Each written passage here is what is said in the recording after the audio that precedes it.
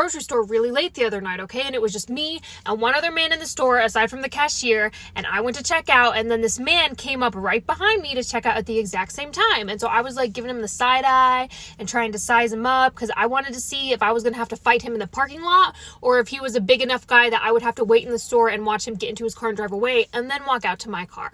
But then I saw him put 2 bottles of kombucha on the conveyor belt, and that was all he was buying. And I don't know why my brain thought this, but I was just like, oh, serial killers don't drink kombucha. He's fine. And I have no evidence to support that claim. I don't know why I think that, but it just, I thought it and my brain was like, yeah, that tracks. That makes sense. And then I felt safe walking out to my car. This embarrassing moment came back to my mind, and instead of keeping it to myself, I'm going to tell you anyway. I was in 5th grade before, puberty starts and you start your period and things start to grow. So for some reason, we were all intrigued about boobs, and we're like, oh my gosh, we need to have boobs. Like it was a necessity. So I guess this girl started a trend because she started stuffing her shirt with toilet paper. She was walking around like, I got boobs. So all the girls are like, oh my gosh, you're a grown woman. I wanted to be a grown woman too. So what did I do? The next day I go into the bathroom stall, grab some toilet paper, stuff it inside my shirt, and I'm walking around with like 2 tumors on my chest. And I thought it was perfectly normal. My teacher sent me to the nurse. It's embarrassing. When I was a teenager, my new friend invited me to her family's house for a barbecue, for lunch. And when I got there, there's no good way to lead up to this. I was sitting outside at their little picnic table spot, and I was eating, and they had this cute cat that came up to cuddle with me or whatever, let me pet it, and I pet it for a little bit, and then I started eating my food, and it went around to my legs, and it peed on them. It was a boy cat, and he just sprayed all over my legs, but nobody noticed, and he just did it to me, I guess, and then he walked away, and it was a new friend, and I was, for some reason, scared. I didn't want to embarrass her mother. Like, I didn't want to upset the hostess by being like, hey, your cat peed on me. Can I go rinse my legs off in your shower or something? That's what I should have done. But I didn't. I just spent the rest of the day, because it was lunchtime, remember? And I spent the rest of the day with cat pee on my legs. And they still invited me back, even though I smelled like cat pee.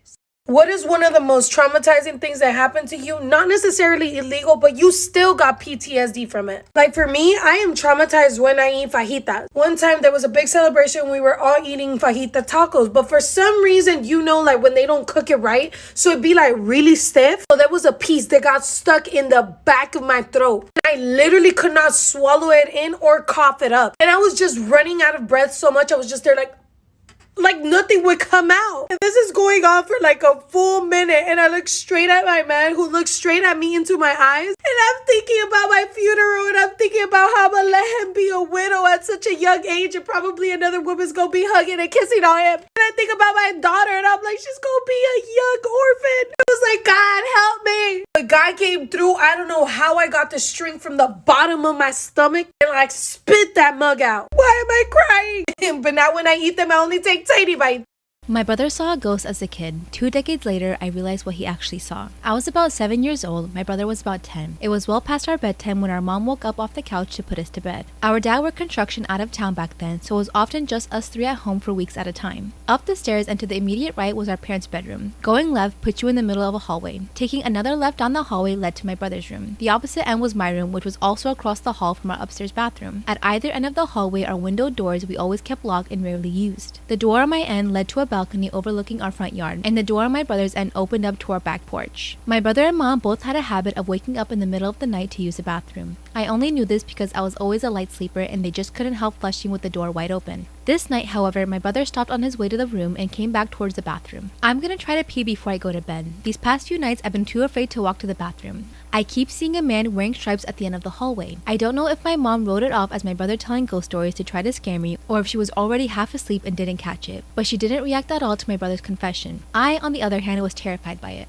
The fear of seeing a ghost like that at the end of the hallway or through the windows is the reason I started running from the stairs to my bedroom at night. Years later, when I was about 18, my mom and I were having a conversation in the car about a dog we had for a very short time when I was little. We were sharing stories about Max's tendencies toward destroying my shoes and other unruly behaviors when my mom blurted out, "Do you remember that time I opened the front door for the cops and Max ran inside to the kitchen and started tearing open the big bag of dog food we had?" This really caught me by surprise because in all the years I lived in that house, we never once called the cops. I asked her what she was talking about and she looked equally surprised as if she just revealed something by accident. "Oh, that's right, I never told you because you were too young at the time. One night, I woke up hearing noises outside my window and when I looked, I saw a man staring into my bedroom." She went on to describe how turning on the lights caused him to take off running and how she grabbed my dad's pistol before calling the cops. I can't remember all the details I gave them when they showed up. Tall, white male, wearing a striped shirt and jeans, short dark hair, something like that. They said it matched the description of a man they were looking for in that area. It turns out he had escaped from jail on a murder charge. Now, I know it sounds so obvious hearing those two stories back to back, but it wasn't until a few years ago in my mid-20s that I pieced together that my brother had unknowingly warned us about a murderer who spent multiple nights chasing our home. I was out rock climbing with my friend recently and I anchored myself off at the top of the climb. And if you don't know what anchored means, it means there's like this tiny baby rope attached to my hip and I used it to tie myself to the mountain. And then I called down to my friend because I was too high up for him to see me. And I was like, "Hey man, you can let go of the giant long rope you're using to hold me up with because I'm currently tied to the mountain." And he said, "Cool." And he let go. But then, like a stupid idiot, I dropped my chalk bag down the side of the mountain. If you don't know what a chalk bag is, it's a bag filled with chalk, and I dropped it, and then I screamed because sometimes I scream when I'm startled or I drop something or I check my bank account balance, and this fell into one of those three things. And he heard something falling down the mountain and he heard me scream and he thought I was falling down the mountain. So he grabbed the rope to try and pull it tight to rescue me, and he jumped backwards into a thorn bush, and then my chalk bag fell on his head. For some reason, I've been remembering these crazy memories, and I just remember how I almost could have died in a robbery gone wrong. So y'all know senior year, you can get out early release, especially if you got your credits, because I was smart. So my release time was at 2 p.m. So your girl was going to head home early, you know, peace out to everybody else that still got to stay in class. It was the first day, but instead of going home, I decided to go to McDonald's because I was like, you know what, I'm going to celebrate. I'm a grown woman now. So I went to McDonald's, thank God for a horrible drive-thru service. That'd be taking way too long. Because if this would have been Chick-fil-A, I would have been dead, deceased, RIP. So I got my food and head home. When I get home and I open my front door, I look straight across the hallway and I don't see no back door. I'm like, that's suspicious, but my door still went in. Until I saw glass on the floor and then I'm like, hold up, peace out. I run outside, I call my mom, I call the police. They come and say that the robbers had been there 15 minutes ago. In middle school, my science teacher took us on this field trip to a self-sustaining island. And so everything there, they grew themselves. They didn't have a lot of contact off the island. We were met by this woman named Hannah with long brown braids. She was like, "Welcome to our island. I'll be your tour guide." And she took us into a dark hole that was their fridge because the dirt kept things cool. And she took us into their kitchen and there was a shower in the kitchen. And she said, "This works out really well because you can sit in the kitchen and eat your granola and watch your friend take a shower." Which, like, I don't know who decided on that setup because I've never wanted to see someone scrub themselves clean while I was eating my Cheerios, but cool. But my favorite part of the tour was definitely when this man walked by us wearing nothing but his whitey tighties, and he was packing, and Hannah turned to us and said, "Excuse me for a moment." And then she turned away from us towards him and screamed, "Jerry, I told you to wear clothes today. We have guests." And Jerry gestured towards his underpants and yelled, "I'm wearing clothes, Hannah."